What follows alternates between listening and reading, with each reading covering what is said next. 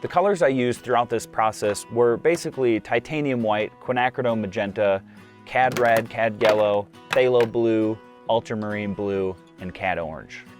And after the underpainting was finished, I used oil paints thereafter.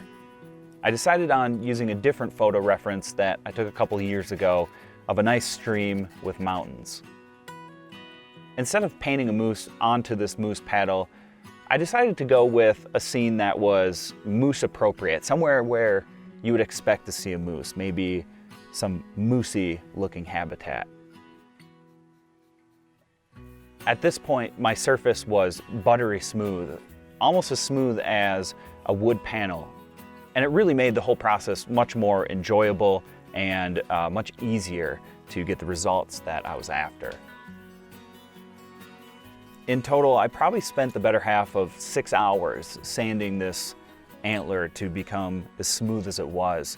The deep veins were especially difficult to remove, as some of them were as much as a 1/4 inch deep. So bringing down the entire surface as much as a 1/4 inch in places was very difficult to do, but the sander did get it done.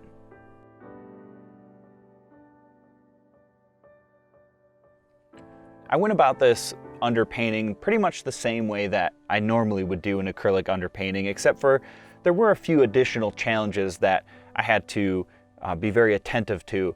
The proportions and the angles, everything was a little bit different when working on such a surface like this. The shape of the antler really threw me off. A lot of times it would skew my perception of what was right and wrong, and I had to use a level to make sure that my horizon line stayed nice and flat, because it's very easy to follow the curvature of the antler when in fact when you stand back it ends up looking like your landscape is leaning to one side. So it's a little different to paint on something like this, but the process itself was essentially the same.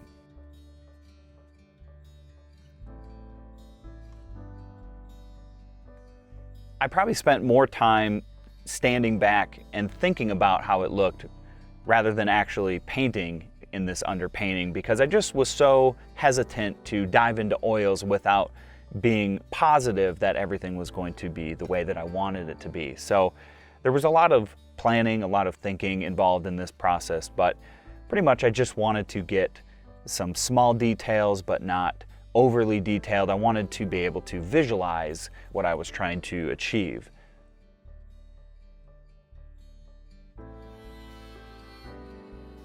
At this point, I felt pretty good about it, and so I went right into the oils.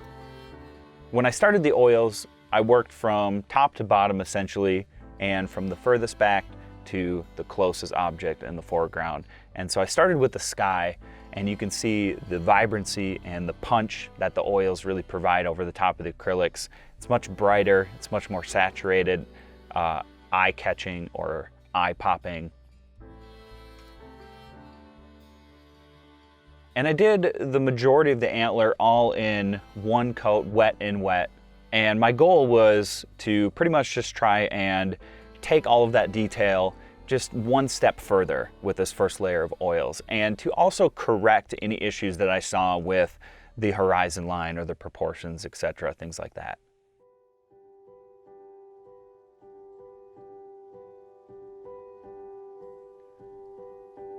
Another thing to point out about this painting is because the antler did curve so much towards the viewer on the left side, I had to paint those objects over there a little bit wider than how I wanted them to appear. It was almost like creating an optical illusion on this curved surface. The objects in the center were painted accurate, true to the subject, and the objects towards the left and even a bit on the right were actually painted like you were to grab them and stretch them towards the edges.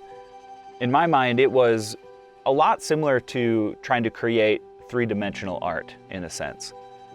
And although that was a bit of a challenge for me, it made it a lot more interesting, and it was actually quite a bit of fun to try and get all of that correct. The focus of this piece, however, was largely meant to be in the center of the painting, where the water came together with the distant mountains, And so I spent a lot of time focusing on the area that I'm working on now, and not so much the left side or even some of the far right side.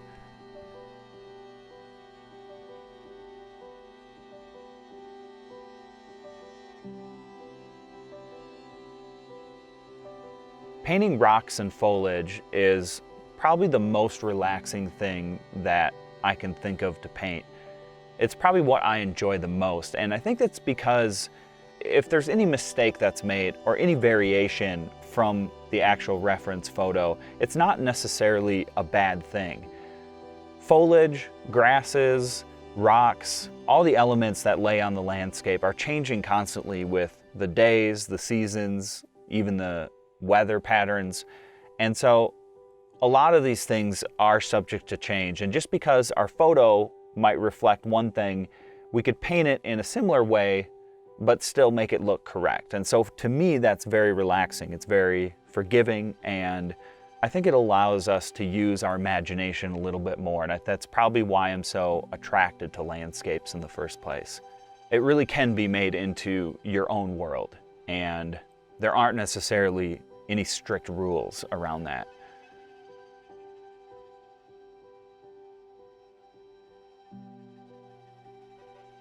I built up most of this foliage in a pretty simple way. I started with the darkest colors, the shadows, the things that were furthest from the viewer's eye, and then worked my way to the lighter highlights and the more saturated colors towards the viewer, the things that were closest. So light layered on top of dark. That's pretty much how I went about most all of the foliage and the rocks as well. The brush I'm using is a Dagger Striper brush from Princeton. It's a very versatile brush, something that I've been using a lot of lately, and something I'm becoming quite comfortable with. It's good for sharp lines, it's good for wider areas, for blending. There's a lot of different uses for this brush, and I think it works particularly well for things like trees, especially pine trees, where you need a lot of variation in the textures that you're laying down. And a lot of this piece was just that, just small, random textures, organized though in such a way that it gave us the perception of a landscape. And I think that's how I think about a lot of my paintings. It's perhaps a way to simplify it in my mind, to keep me going and remind me that everything is just a texture, just one paint stroke at a time.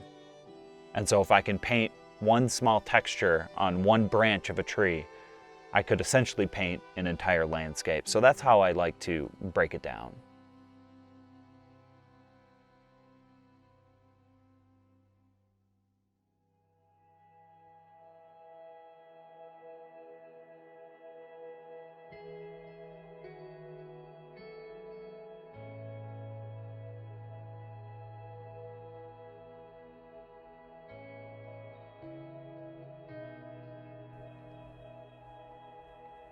The small, final details is really what I think brings a painting to life.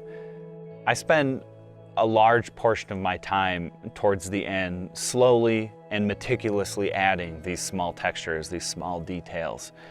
The riffles in the water, the subtle reflections of the shoreline, all of these things is really what makes a painting special. I found this moose antler while out on a hike in a similar location to what's depicted in this painting.